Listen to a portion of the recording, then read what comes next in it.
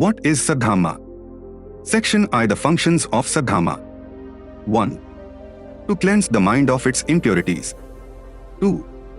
To make the world a kingdom of righteousness. Section 2. Dhamma. To be Saddhamma must promote Prajna. 1. Dhamma is Saddhamma when it makes learning open to all. 2. Dhamma is Saddhamma when it teaches that mere learning is not enough. It may lead to pedantry. 3. Dhamma is Saddhamma when it teaches that what is needed is Prajna. Section 3. Dhamma. To be Saddhamma must promote Mithri. 1. Dhamma is Saddhamma only when it teaches that mere Prajna is not enough. It must be accompanied by Sila. 2. Dhamma is Saddhamma only when it teaches that besides Prajna and Sila what is necessary is Karuna. 3. Dhamma is Saddhamma only when it teaches that more than Karuna what is necessary is Mithri. Section 4. Dhamma. To be Saddhamma must pull down all social barriers. 1.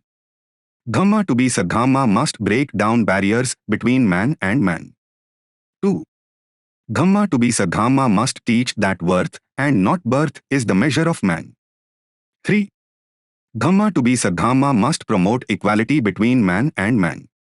The functions of Saddhamma. To cleanse the mind of its impurities. 1. Once when the blessed Lord was residing at Shravasti, Prasenjit, the king of the Koslas, came to the place where he was staying and descending from his chariot, approached the teacher with the deepest reverence. 2. And invited him on the morrow to enter the city and partake of his hospitality, with a view to exhibit to the people the excellence of his person and doctrine, that they might believe in him. 3. The Buddha, having consented, on the morrow entered the city with all his disciples, and having passed through the 4 cross streets of the town, he came to the place appointed and sat down. 4. After finishing the meal, he began, on the request of the king, to preach in the midst of the 4 highways, whilst his auditors were very many. 5. At this time there were 2 merchants listening to him. 6. One of them reflected, what excellent wisdom on the part of the king to have such doctrines as these publicly preached. How wide their application, how searching their character. 7. The other reflected thus, what folly is this on the part of the king, bringing this man here to preach. 8. Like the calf that follows the cow, here and there, fastened to a vehicle she draws, bleating as it goes, so is this Buddha following the king. The 2 merchants having departed from the city came to an inn where they put up. 9. In taking some wine the good merchant was restrained and protected by the 4 guardian spirits that watch over the world. 10. The other, on the contrary, was incited by an evil spirit to drink on, till he was overpowered by sleep, and lay down in the road near the inn. 11. Early in the morning, the merchant's wagons leaving the place, the drivers not perceiving the man lying in the road, crushed him to death by the wagon wheels. 12. The other merchant, having come to a distant country, was selected by the genuflection of a sacred horse to succeed the king, and he accordingly was appointed to the throne. 13. After this, considering the strange turn events had taken, he returned and invited the Buddha to visit him and preach to his people. 14. On which occasion the world-honored one declared the reason of the death of the evil-minded merchant and the prosperity of him who thought wisely, and then added these lines. 15. The mind is the origin of all this is, the mind is the master, the mind is the cause. 16. If in the midst of the mind there are evil thoughts, then the words are evil, the deeds are evil, and the sorrow which results from sin follows that man, as the chariot wheel follows him, or it, who draws it. 17. The mind is the origin of all that is, it is the mind that commands, it is the mind that contrives. 18. If in the mind there are good thoughts, then the words are good and the deeds good, and the happiness which results from such conduct follows that man, as the shadow accompanies the substance. 19. On hearing these words, the king and his ministers, with countless others, were converted and became disciples. To make the world a kingdom of righteousness. 1. What is the purpose of religion? 2. Different religions have given different answers. 3. To make man seek after God and to teach him the importance of saving his soul is the commonest answer one gets to this question. 4. Most religions speak of 3 kingdoms. 5. One is called the kingdom of heaven. The second is called the kingdom of earth, and the third is called the kingdom of hell. 6. This kingdom of heaven is said to be ruled by God. The kingdom of hell is described to be a place where the supremacy of the evil one is undisputed. The kingdom of earth is a disputed field. It is not under the dominance of the evil one. At the same time, God's sovereignty does not extend to it. It is hoped that one day it will. 7. In some religions, the kingdom of heaven is said to be a kingdom in which righteousness prevails, no doubt because it is directly ruled by God. 8. In other religions, the kingdom of heaven is not on earth. It is another name for heaven. It can be reached by one who believes in God and his prophet. When he reaches heaven, all the carnal pleasures of life are placed within the reach of all those who are faithful. 9. All religions preach that to reach this kingdom of heaven should be the aim of man, and how to reach it is the end of all. 10. To the question, what is the purpose of religion? The Buddha's answer is very different. 11. He did not tell people that their aim in life should be to reach some imaginary heaven. The kingdom of righteousness lies on earth and is to be reached by man by righteous conduct. 12. What he did was to tell people that to remove their misery, each one must learn to be righteous in his conduct in relation to others and thereby make the earth the kingdom of righteousness. 13. It is this which distinguishes his religion from all other religions. 14. His religion emphasizes Panchsila, the Ashtanga Marga, and the Paramithas. 15. Why did the Buddha make them the basis of his religion? Because they constitute a way of life which alone can make man righteous. 16. Man's misery is the result of man's inequity to man. 17. Only righteousness can remove this inequity and the resultant misery. 18. That is why he said that religion must not only preach but must inculcate upon the mind of man the supreme necessity for being righteous in his conduct. 19. For the purpose of inculcating righteousness, religion, he said, had certain other functions to undertake. 20. Religion must teach man to know what is right and to follow what is right. 21. Religion must teach man to know what is wrong and not to follow what is wrong. 22. Besides these purposes of religion, he emphasized two other purposes which he regarded as of supreme importance. 23. The first is training of man's instincts and dispositions as distinguished from offering prayers or performing observances or doing sacrifices. 24. This the Buddha has made clear in his exposition of Jainism in the Devdaha Sutta. 25. What Mahavira, the founder of Jainism, affirmed was that whatsoever the individual experiences, be it pleasant or unpleasant, all comes from acts done in former births. 26. That being so, by expiration and purge of former misdeeds and by not committing fresh misdeeds, nothing accrues for the future. As nothing accrues for the future, the misdeeds die away. As misdeeds die away, misery dies away. As misery dies away, feelings die away. And as feelings die away, all misery will wear out and pass. 27. This is what Jainism affirmed. 28. On this the Buddha asked this question, do you know that, here and now, wrong dispositions have been got rid of and right dispositions acquired? 29. The answer was no. 30. What is the use, asked the Buddha, of a purge for former misdeeds? What is the use of not committing fresh misdeeds, if there is no training of the mind to turn bad disposition into good disposition? 31. This was, in his opinion, a very serious defect in religion. A good disposition is the only permanent foundation of and guarantee of permanent goodness. 32. That is why the Buddha gave the first place to the training of the mind, which is the same as the training of a man's disposition. 33. The second thing to which he gave great importance is courage to stand by what is right even if one is alone. 34. In the Sallikha Sutta The Buddha has emphasized this point. 35. This is what he has said. 36. You are to expunge by resolving that, though others may be harmful, you will be harmless. 37. That though others may kill, you will never kill. 38. That though others may steal, you will not. 39. That though others may not lead the higher life, you will. 40.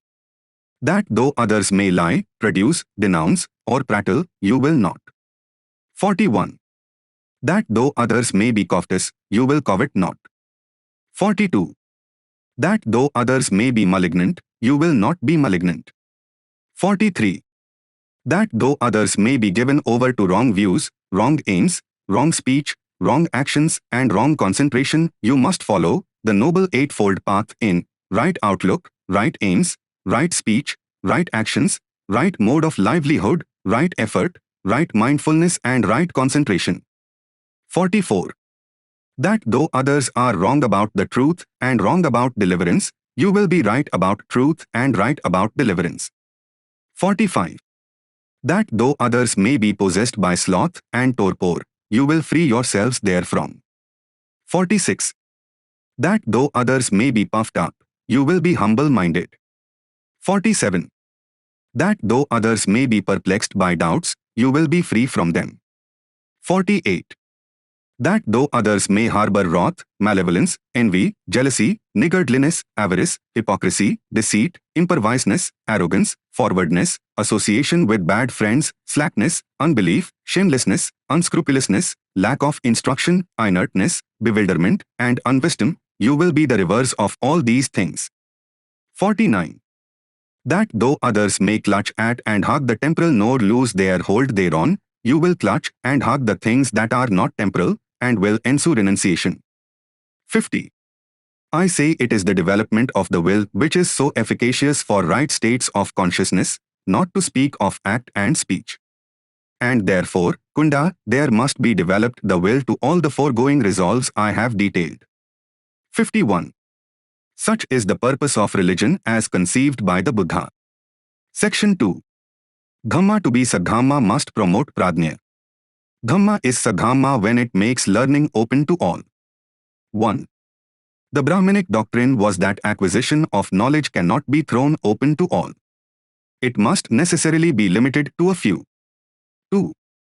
They permitted acquisition of knowledge only to the Brahmins, Kshatriyas and Vaishyas. But it was only to the male sex of these three classes. 3. All women, no matter whether they belonged to the Brahman, Kshatriya and Vaishyas and all Shudras, both males and females, were prohibited from acquiring knowledge, even from acquiring literacy. 4. The Buddha raised a revolt against this atrocious doctrine of the Brahmins. 5. He preached that the road to knowledge must be open to all, to males as well as to females. 6. Many Brahmins tried to controvert his views. His controversy with the Brahman Lohika throws great light on his views. 7. The Exalted One, when once passing on a tour through the Kosala districts with a multitude of the members of the order, arrived at Salavtika, a village surrounded by a row of sala trees. 8. Now at the time, Lohika The Brahman was living at Salavtika, a spot teeming with life, with much grassland and woodland and corn, on a royal domain granted him by King Pasendi of Kosala, as a royal gift, with power over it as if he were the king. 9. Lohika The Brahman was of opinion that if a Samana or a Brahmana acquired knowledge, he should not communicate it to the women or to the Shudras. 10. Then the Brahman Lohika heard that the blessed Lord was staying in Salavtika. 11. Having heard of this, he said to Bhesika the barber, "Come now, good Bhesika, go where the Samana Gautama is staying, and, on your arrival, ask in my name as to whether his sickness and indisposition has abated, as to his health and vigor and condition of ease, and speak thus, May the Venerable Gautama, and with him the brethren of the order, accept tomorrow's meal from Lohika The Brahman." 12. Very well, sir, said the barber. 13. Acquiescing in the word of Lohikathe Brahman, he did so even as he had been enjoined. And the Exalted One consented, by silence, to his request. 14. Early next morning, the Exalted One went robed, and carrying his ball with him, with the brethren of the order, towards Salavtika. 15. Bhesika, the barber, who had been sent by Lohika to fetch the Blessed One, walked step by step, behind the Exalted One. On the way he told the Blessed One that Lohikathe Brahman held the wicked opinion that a Samana or a Brahmana shall not communicate any knowledge or learning to women and the Shudras. 16. That may well be, Bhesika, that may well be, replied the Blessed One. 17. And the Exalted One went on to the dwelling place of Lohikathe Brahman, and sat down on the seat prepared for him. 18. And Lohikathe Brahman served the order, with the Buddha at its head, with his own hand, with sweet food both hard and soft, until they refused any more. 19. And when the Exalted One had finished his meal, and had cleansed the ball and his hands, Lohikathe Brahman brought a low seat and sat down beside him. 20. And to him, thus seated, the Exalted One said, Is it true, what they say, Lohika, that you hold the view that a Samana or a Brahmana should not communicate any knowledge or learning to women and Shudras? 21. That is so, Gautama, replied Lohika. 22. Now what think you, Lohika? Are you not established at Salavtika? Yes, that is so, Gautama. 23. Then suppose, Lohika, one were to speak thus, Lohikathe Brahman has a domain at Salavtika. Let him alone enjoy all the revenue and all the produce of Salavtika, allowing nothing to anybody else. Would the utterer of that speech be a danger maker as touching the men who live in dependence upon you or not? 24. He would be a danger maker, Gautama. 25. And making that danger, would he be regarded as a person who sympathized with their welfare? 26. No. He would not be considering their welfare, Gautama, replied Lohika. 27. And not considering their welfare, would his heart stand fast in love towards them or in enmity? 28. In enmity, Gautama. 29. But when one's heart stands fast in enmity, is that unsound doctrine or sound? 30. It is an unsound doctrine, Gautama. 31. Now what think you, Lohika? Is not King Pasindi of Kosala in possession of Kashi and Kosala? 32. Yes, that is so, Gautama. 33. Then suppose, Lohika, one were to speak thus, King Pasindi of Kosala is in possession of Kashi and Kosala. Let him enjoy all the revenue and all the produce of Kashi and Kosala, allowing nothing to anybody else. Would the utterer of that speech be a danger maker as touching the men who live in dependence on King Pasindi of Kosala, both you yourself and others, or not? 34. He would be a danger maker, Gautama. 35. And making that danger, would he be a person who sympathized with their welfare? 36. He would not be considering their welfare, Gautama. 37. And not considering their welfare, would his heart stand fast in love towards them, or in enmity? 38. In enmity, Gautama. 39. But when one's heart stands fast in enmity, is that unsound doctrine or sound? 40. It is an unsound doctrine, Gautama. 41. So then, Lohika, you admit that he who should say that you, being in occupation of Salavtika, should therefore yourself enjoy all the revenue and produce thereof, bestowing nothing on anyone else, and he who should say that King Pasindi of Kosala, being in power over Kashi and Kosala, should therefore himself enjoy all the produce thereof, bestowing nothing on anyone else, would be making danger for those living in dependence on you, or for those, you and others, living in dependence upon the king. And that those who thus make danger for others must be wanting in sympathy and have their hearts set fast in enmity. And that to have one's heart set fast in enmity is unsound doctrine. 42. Then just so, Lohika, is he who should say that a Samana or a Brahman should not communicate his knowledge and learning to women and Shudras. 43. Just so, he who should say thus would be putting obstacles in the way of others and would be out of sympathy for their welfare. 44. Being out of sympathy for their welfare, his heart would become established in enmity, and when one's heart is established in enmity, that is unsound doctrine. Dhamma is sadhamma when it teaches that mere learning is not enough, it may lead to pedantry. 1. Once when the Buddha was residing in the country of Kausambi, in a certain vihara called the Beautiful Voice, preaching to the people assembled there was a certain brahmacharin. 2.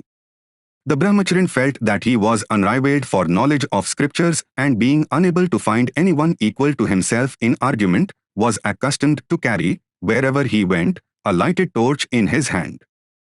3. One day a man in the marketplace of a certain town, seeing him thus, asked him the reason of his strange conduct, on which he replied. 4. The world is so dark, and men so deluded, that I carry this torch to light it up so far as I can. 5.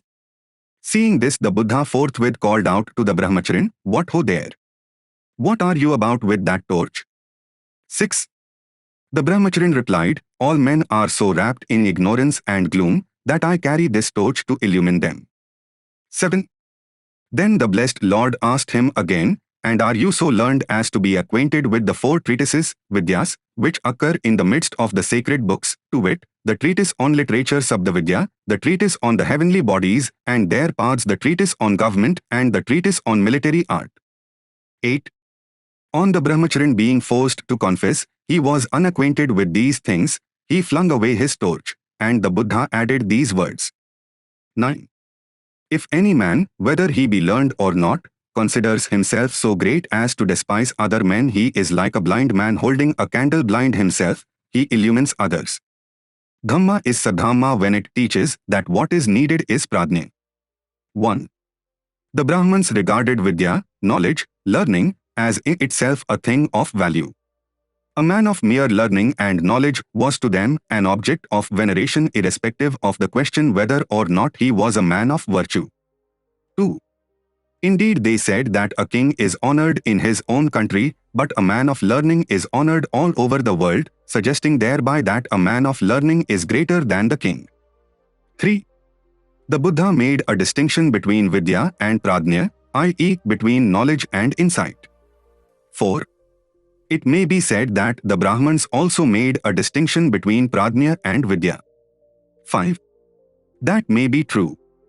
But there is a vast difference between the pradnya of the Buddha and the pradnya of the Brahmins.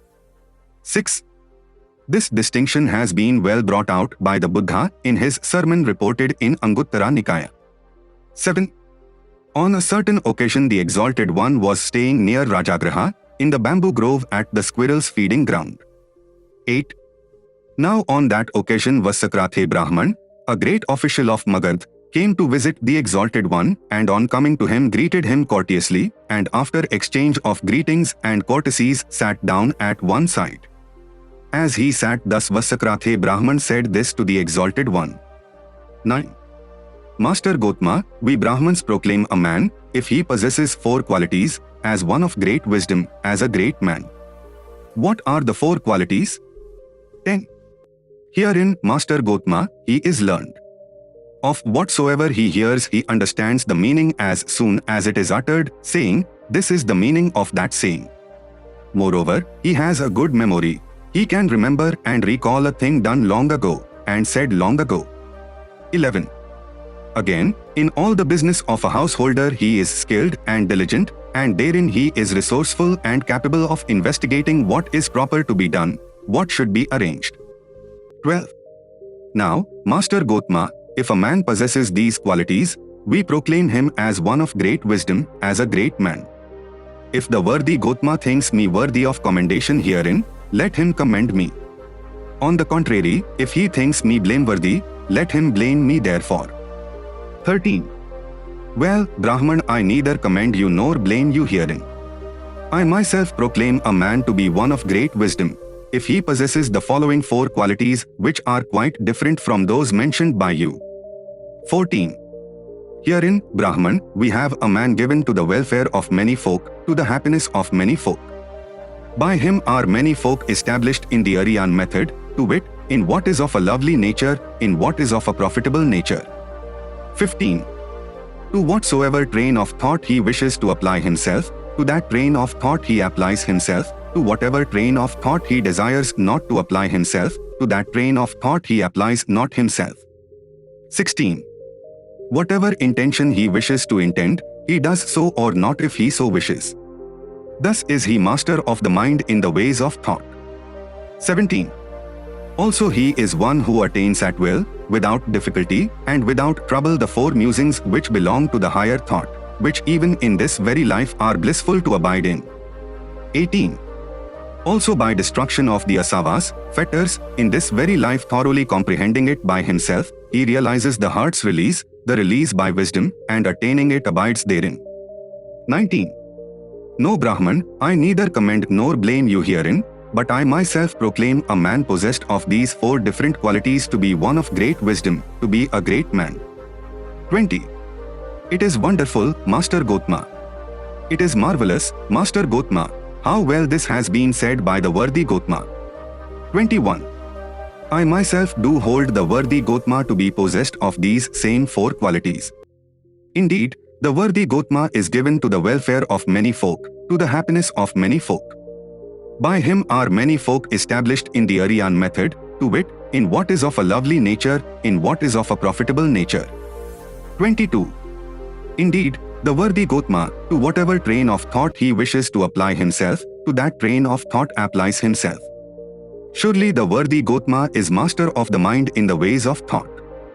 23.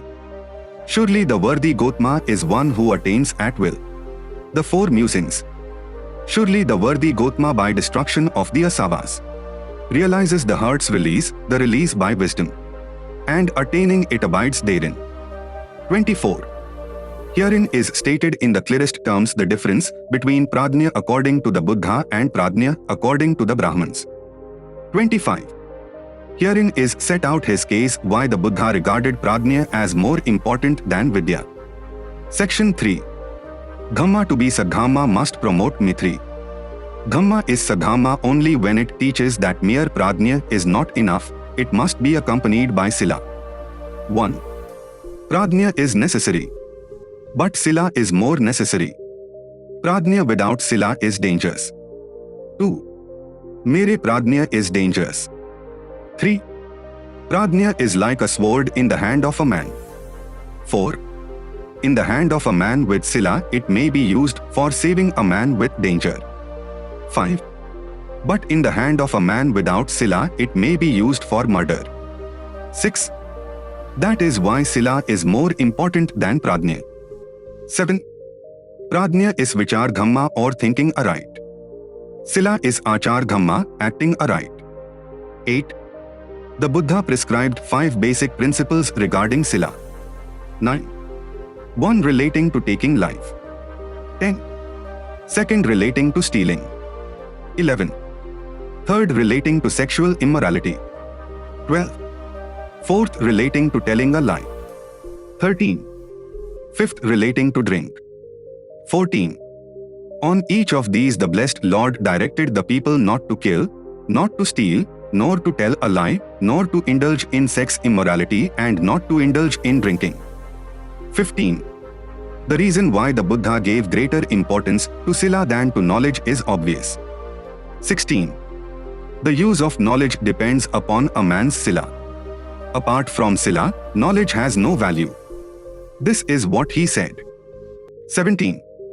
At another place, he said, Sila is incomparable in this world. 18. Sila is the beginning and the refuge, Sila is the mother of all good. It is the foremost of all good conditions. Therefore, purify your Sila. Dhamma is Sadhamma only when it teaches that besides Pradnya and Sila what is necessary is Karuna. 1. There has been some difference of opinion on the issue as to foundation of Buddha's Dhamma. 2. Is Pradnya alone the foundation of his religion? Is Karuna alone the foundation of his religion? 3. The controversy had divided the followers of the Buddha into two schools. One school held that Prajna alone is the foundation of the Buddha's religion. The other school held that Karuna alone is the foundation of the Buddha's religion. 4. These two schools still remain divided. 5. Both the schools seem to be wrong if judged in the light of the Buddha's own words.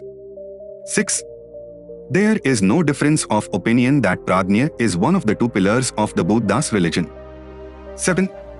The dispute is whether Karuna is also a pillar of his religion. 8. That Karuna is a pillar of his religion is beyond dispute. 9. His own words can be quoted in support of it. 10. In days gone by there was a country called Gandhara, in which was a very old mendicant afflicted with a very loathsome disease, which caused him to pollute every place he occupied. 11. Being in a certain vihara belonging to the place, no one would come near him or help him in his distress. 12. On this Buddha came with his 500 followers, and obtaining all sorts of necessary utensils and warm water, they together visited the place where the old mendicant lay. 13. The smell in the place was so offensive that all the bhikkhus were filled with contempt for the man, but the world honored, causing Sakradeva to bring the warm water, then with his own hand began to wash the body of the mendicant and attend to his maladies. 14. Then the earth shook, and the whole place was filled with a supernatural light, so that the king and the ministers and all the heavenly host, devas, nagas, etc. flocked to the place and paid adoration to Buddha. 15. Having done so, they all addressed the world honored, and inquired how one so highly exalted could lower himself to such offices as these, on which Buddha explained the matter thus. 16. The purpose of Tathagat in coming into the world is to befriend those poor and helpless and unprotected, to nourish those in bodily affliction, whether they be samanas or men of any other religion, to help the impoverished, the orphan and the aged, and to persuade others so to do. Dhamma is Sadhamma only when it teaches that more than Karuna, what is necessary is Mithri. 1. The Buddha did not stop with teaching Karuna. 2. Karuna is only love for human beings. Buddha went beyond and taught Mithri. Mithri is love for living beings. 3. The Buddha wanted man not to stop with Karuna but to go beyond mankind and cultivate the spirit of Mithri for all living beings. 4. This he has well explained in a sutta when the Blessed One was staying in Shravasti. 5. Speaking about Mithri, the Blessed Lord told the almsman. 6. Suppose a man comes to dig the earth. Does the earth resent? 7. No, Lord, the almsman replied. 8. Supposing a man comes with lac and colors to paint pictures in the air. Do you think he could do it? 9. No, Lord. 10. Why? Because there are no dark patches in the air, said the bhikkhus. 11. In the same way you must not have any dark patches in your mind, which are the reflections of your evil passions. 12. Suppose a man comes with a blazing wisp of bracken to set the river Ganges on fire. Could he do it? 13. No, Lord. 14. Why? Because the Ganges has no combustibility in its water. 15. Concluding his address, the Blessed Lord said, just as the earth does not feel hurt and does not resent, just as the air does not lend to any action against it, just as the Ganges water goes on flowing without being disturbed by the fire, so also you bhikkhus must bear all insults and injustices inflicted on you and continue to bear Mithri towards your offenders.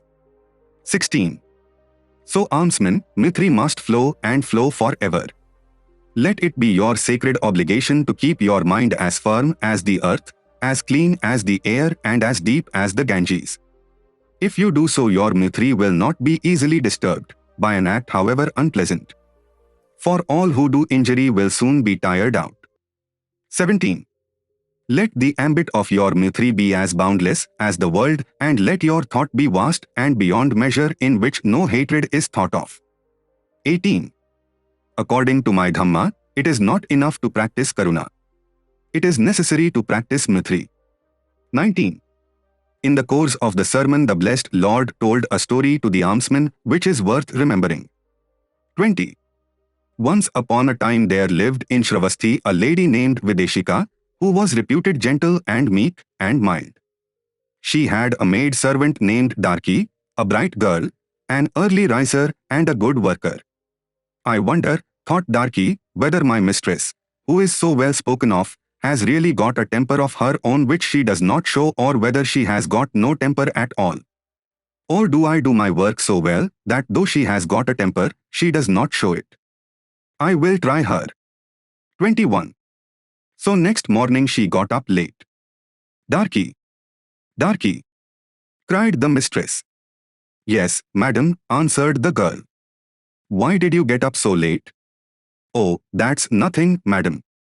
Nothing indeed, you naughty girl, thought the mistress, frowning with anger and displeasure. 22. So she has got a temper, though she does not show it, thought the maid. It is because I do my work so well that she does not show it. I will try her further. So she got up later next morning. Darki, Darki, cried the mistress. Yes, madam, answered the girl. Why did you get up so late? Oh, that's nothing, madam. Nothing, indeed, you naughty girl, exclaimed the mistress, giving vent in words to her anger and displeasure. 23. Yes, thought the maid, she has got a temper though she does not show it because I do my work so well. I will try her yet further. So next morning she got up later still. Darki, Darki, cried her mistress. Yes, madam, answered the girl. Why did you get up so late?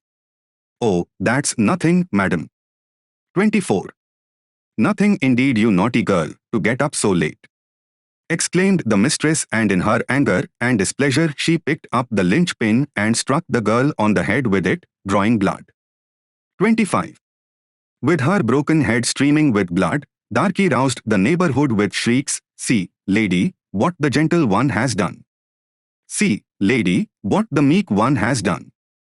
See, lady, what the mild one has done. What for? Just because her only maid got up late, she was so angry and displeased that she just jumped with the linchpin to strike her on the head and break it. 26. In the result, the lady Videshika got the reputation of being violent, anything but meek and mild. 27. In like manner, an almsman may be gentle and meek and mild enough so long as nothing unpleasant is said against him. It is only when unpleasant things are said against him that you can test if he has Mithri fellowship in him. 28. Then he added, I do not call an almsman charged with the spirit of Mithri if he shows it only to get clothes and food. Him only do I recognize as a true almsman whose Mithri springs from the doctrine. 29. None of the means employed to acquire religious merit, O monks, has a 16th part of the value of loving kindness. Loving kindness, which is freedom of heart, absorbs them all, it glows, it shines, it blazes forth. 30. And in the same way, O monks, as the light of all the stars has not a 16th part of the value of the moonlight, but the moonlight absorbs it and glows and shines and blazes forth, in the same way, O monks, none of the means employed to acquire religious merit has a 16th part of the value of loving kindness. Loving kindness, which is freedom of heart, absorbs them, it glows, it shines, it blazes forth. 31. And in the same way, O monks, as at the end of the rainy season, the sun, rising into the clear and cloudless sky, banishes all the dark spaces and glows and shines and blazes forth, and in the same way again, as at night's end the morning star glows and shines and blazes forth, so, O monks, none of the means employed to acquire religious merit has a 16th part of the value of loving kindness. Loving kindness, which is freedom of heart, absorbs them, it glows, it shines, it blazes forth. Section 4. Dhamma to be Sadhamma must pull down all social barriers. Dhamma to be Sadhamma must break down barriers between man and man. 1. What is an ideal society? According to the Brahmins, The Vedas have defined what is an ideal society, and the Vedas being infallible, that is the only ideal society which man can accept. 2. The ideal society prescribed by the Vedas is known by the name Chaturvarna. 3. Such a society, according to the Vedas, must satisfy 3 conditions. 4. It must be composed of 4 classes: Brahmans, Kshatriyas, Vaishyas and Shudras. 5. The interrelations of these classes must be regulated by the principle of graded inequality. In other words, all these classes are not to be on equal level but to be one above the other in point of status, rights and privileges. 6. The Brahmans were placed at the top, the Kshatriyas were placed below the Brahmans but above the Vaishyas were placed below the Kshatriyas but above the Shudras, and the Shudras were placed the lowest of all. 7. The third feature of Chaturvarna was that each class must engage itself in an occupation assigned to it. The Brahman's occupation was to learn, teach and officiate at religious ceremonies.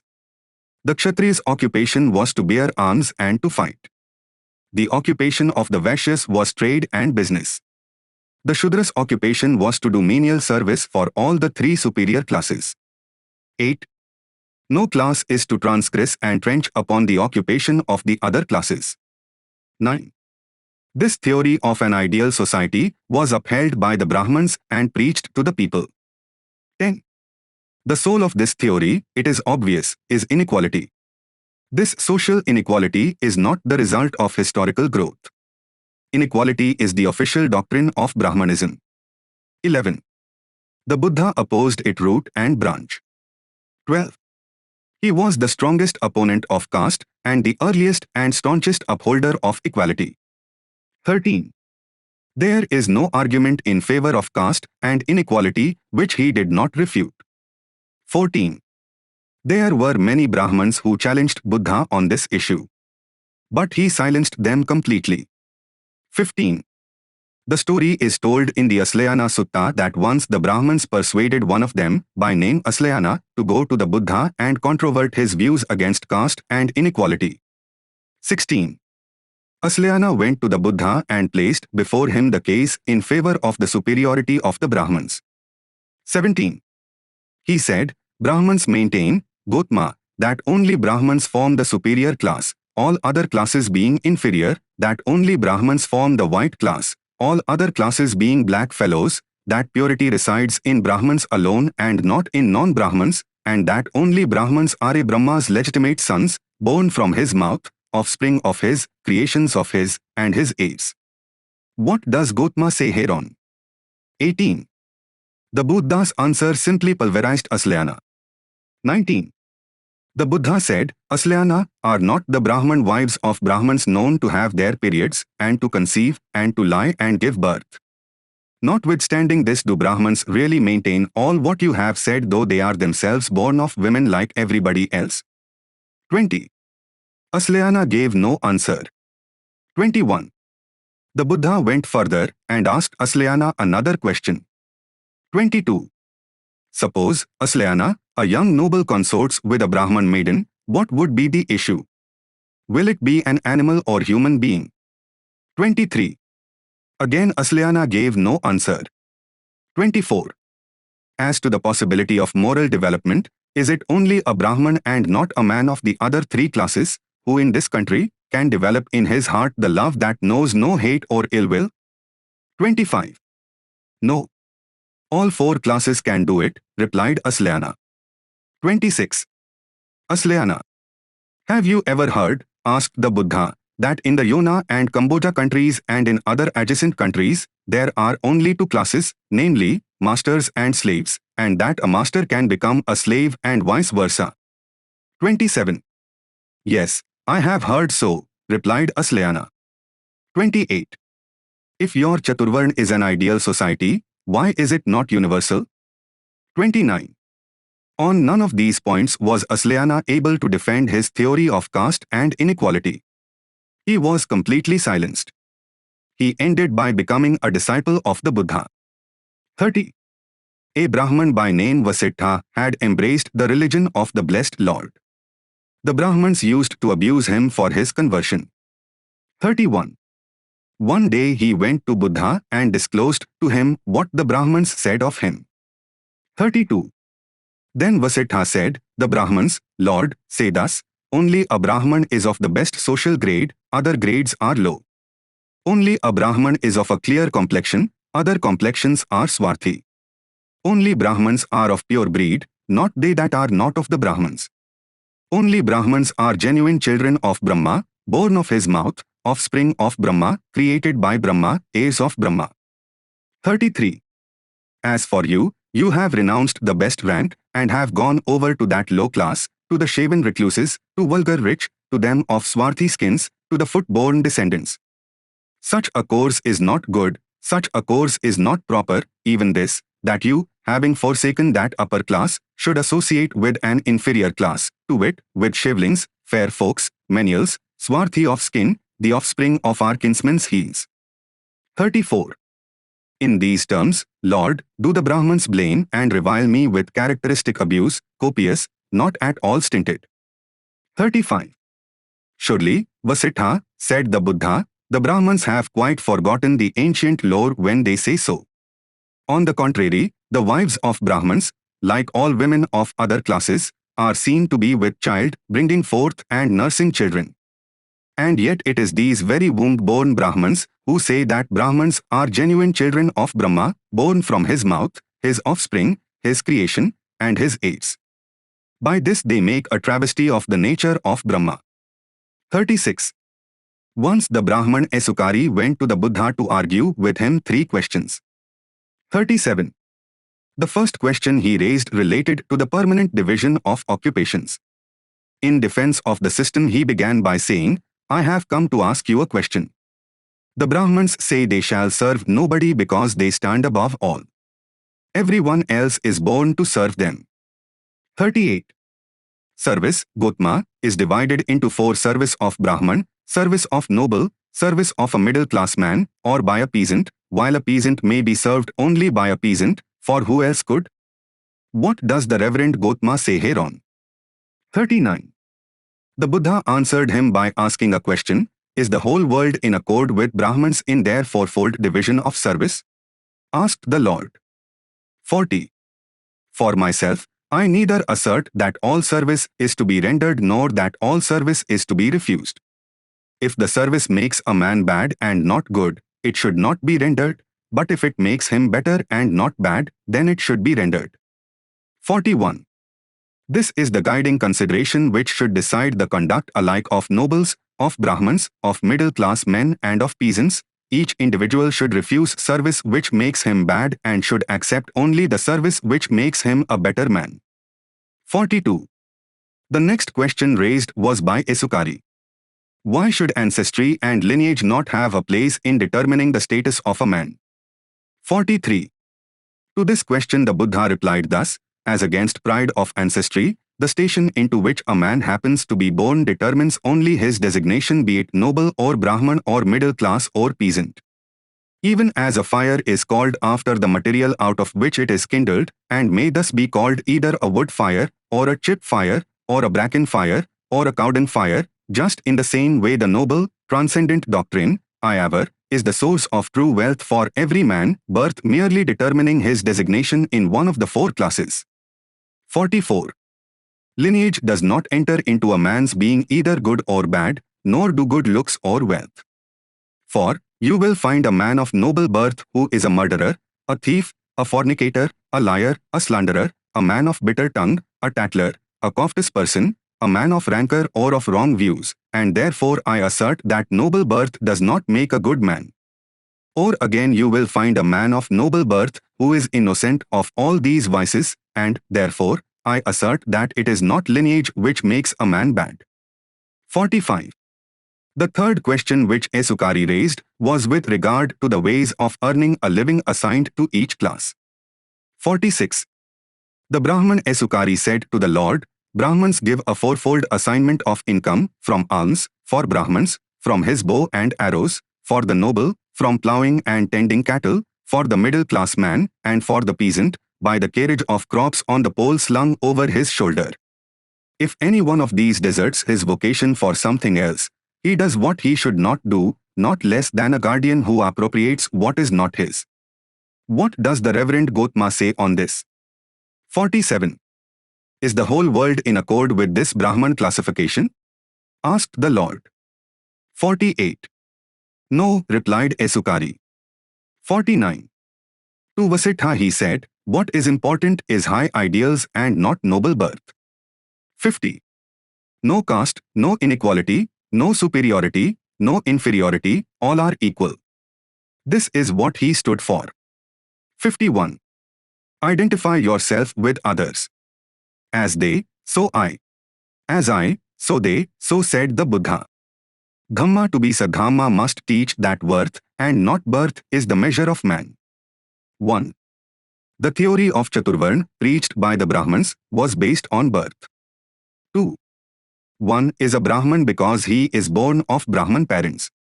One is a Kshatriya because he is born of Kshatriya parents. One is a Vaishya because one is born of Vaishya parents. And one is a Shudra because one is born of Shudra parents. 3.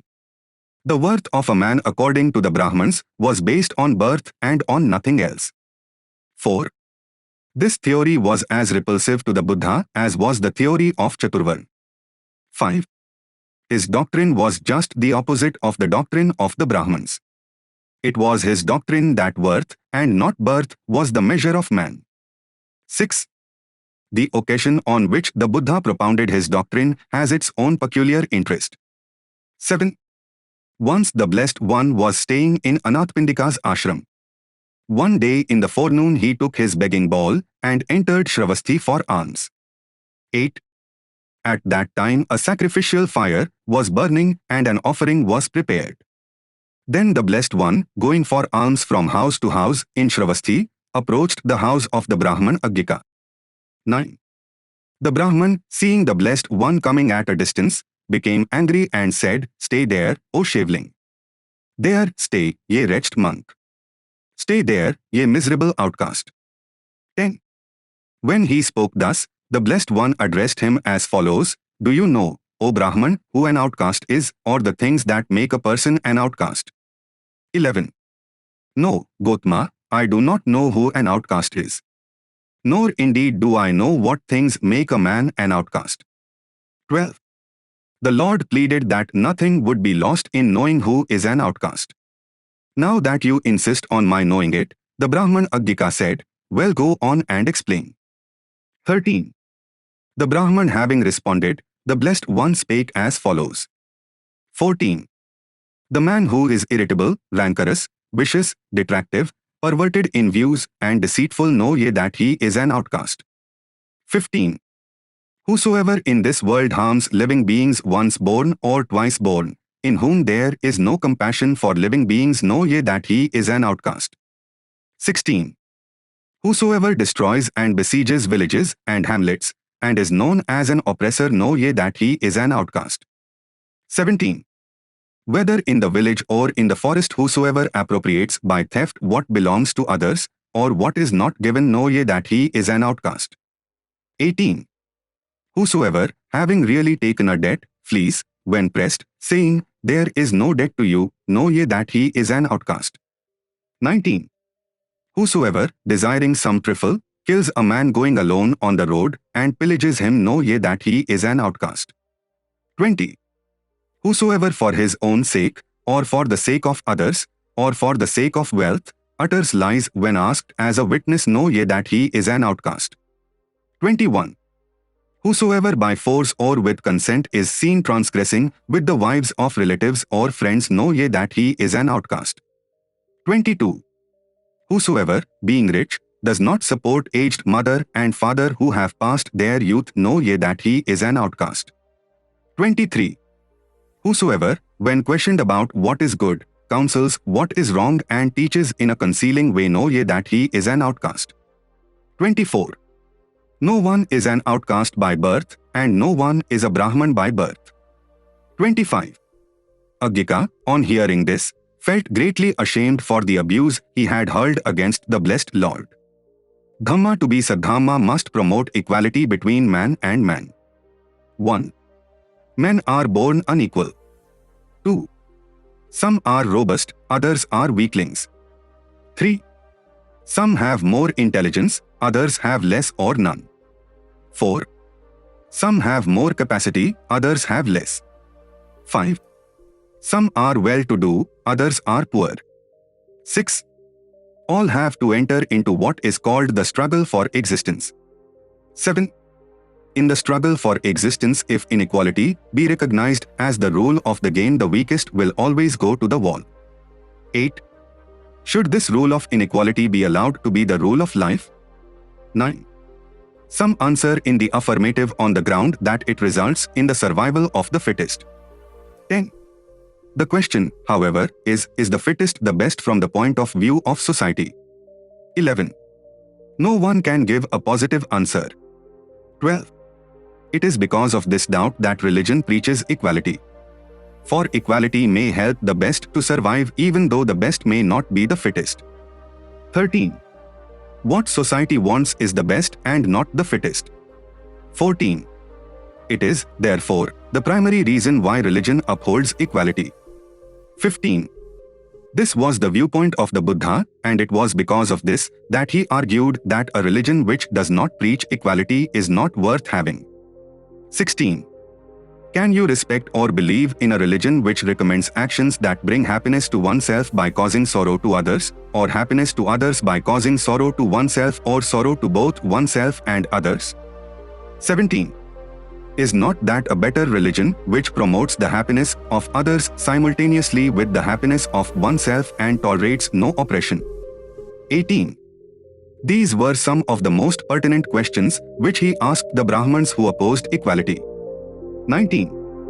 The religion of the Buddha is perfect justice springing from a man's own meritorious disposition.